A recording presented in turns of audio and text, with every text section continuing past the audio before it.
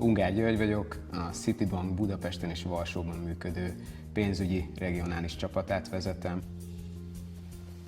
Mivel foglalkozik a Citi Magyarországon? A Citibank egy amerikai tulajdonú globális bank, amely komplex pénzügyi megoldásokat nyújt különböző ügyfélszegmensek számára. Jellemzően multinacionális ügyfélkörünk van, de természetesen a helyi vállalatokkal is aktívan foglalkozunk. Ti mivel foglalkoztok? Több millió tranzakciónak a napi szinten való elemzése, riportok elkészítése, stratégiai döntés előkészítése és stratégiai döntéseknek a meghozatala az, amivel mi foglalkozunk. Egy valós pénzügyi képet kell a bank teljesítményéről nyújtanunk, és el kell tudnunk magyarázni a menedzsment, illetve a regulátor felé, hogy milyen a pénzügyi helyzete a banknak. Hányan dolgoznak nálatok? A pénzügyi csapat útja az 2006-ban kezdődött, akkor 4 embert vettünk föl először, egy próba jelleggel, hogy ez itt Magyarországról végezhető ez a feladat vagy sem. 2020 elején 500 fő körül volt a létszám. És büszkén mondhatom, hogy 2020 végén ez a létszám elérte a 600-at. A legnagyobb csapat ez a szabályozói riportokkal foglalkozik, ez több mint 300 fő. A másik nagy csapat, az gyakorlatilag az első csapat, amit idehoztunk, és az nőtte ki magát 200 fő fölé, 220-an vannak, ez a úgynevezett product control. Van egy treasury csapatunk, és ezen felül pedig nagyon sok olyan csapat van, amelyik jövőbe mutató projektekkel foglalkozik. Mire vagy a legbüszkébb a területetek vezetőjeként? Egy olyan szakmai közeget sikerült itt létrehozni, amelyik folyamatosan meg tud újulni. Innovatív, és egy közösség.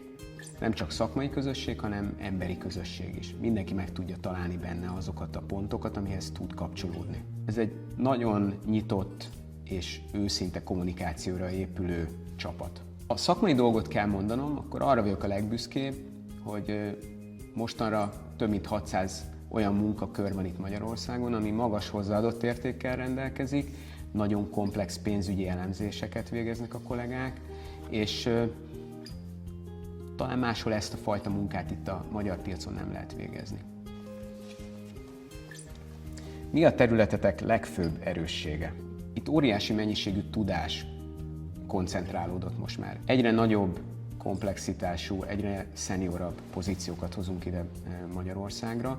A helynek van egy gravitációja egy idő után. Ez egy hosszabb folyamat volt, több év, 4-5-6 év alatt eljutottunk oda, hogy most már 44 országnak készítjük innen Magyarországról, Budapestről a szabályozói riportolását, és egyre több régió érdeklődik, hogy ezt hogyan lehet megcsinálni. Még egy dolgot emelnék ki, az pedig az innováció. Egy folyamatosan változó közegben kell dolgoznunk. A szabályok nagyon gyorsan változnak, egyre több információt kell report formájában közölnünk, és ez megköveteli azt, hogy innovatív megoldásokkal jöjjünk elő. Milyen szakmai háttérrel rendelkező emberek dolgoznak nálatok? Onnan indulunk, hogy 2006-ban főleg magyar, gazdasági végzettségű kollégáink voltak. Ma több mint 40 országból dolgozik nálunk ember, itt a pénzügyön, és van matematikus, fizikus, biológus, olyanok, akik bölcsész-diplomájuk van.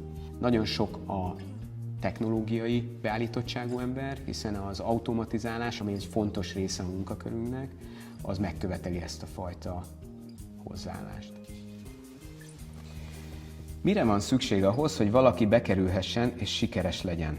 Szerintem a legfontosabb a tanulásra való képesség és az akarat. Rugalmasság és a pozitív hozzáállás. Akarjanak együttműködően problémákat megoldani. És ezen felül pedig még az analitikus gondolkodás, ez egy fontos dolog. Ez egy pénzügyi reporting terület, nyilván számokkal foglalkozunk, a számok mögé kell látnunk. Szoktuk mondani, hogy nálunk egy dolog fix, az a változás. Szerintem ez egy nagyon lényeges dolog, hogyha valaki egy ilyen környezetben akar dolgozni, hogy a változást azt nem feltétlenül negatív dologként élje meg, hanem az pont arra egy lehetőség, hogy valamit hatékonyabban, jobban csináljunk a jövőben. Hogy néz ki egy átlagos munkanap? A kollégáink egy része az riportok előállításával, illetve elemzésével foglalkozik, egy másik része pedig projektekkel. A riportok előállításával foglalkozó csapatoknál is vannak napi, heti, havi, negyedéves, éves ciklusok. A folyamat az egy riportnál elég egyszerű. Kellenek hozzá adatok, ezeket az adatokat aztán elemezni kell, össze kell rakni belőle egy riportot, majd utána ezeket a riportokat megosztjuk a végfelhasználókkal.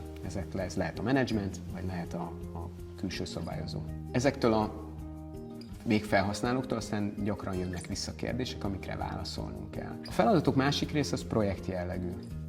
És egyre több ilyen munkakörünk van, amelyik vagy az automatizálásról szól, tehát egy meglévő folyamatnak, ami manuális vagy hosszú, annak a hatékonyabb átételéről, újfajta technológiáknak a használatáról, óriási mennyiségű adattal foglalkozunk. Tehát a több milliós tranzakciószám napi szinten az több 10 milliónyi adatpontról beszélünk. Ezeket utána elemezni, felhasználni a lehető legjobban, ezekből következtetéseket levonni, és ezáltal támogatni a bankot, hogy jobban kiszolgálja az ügyfeleit, illetve hatékonyabban működjön, ez egy nagyon érdekes munka.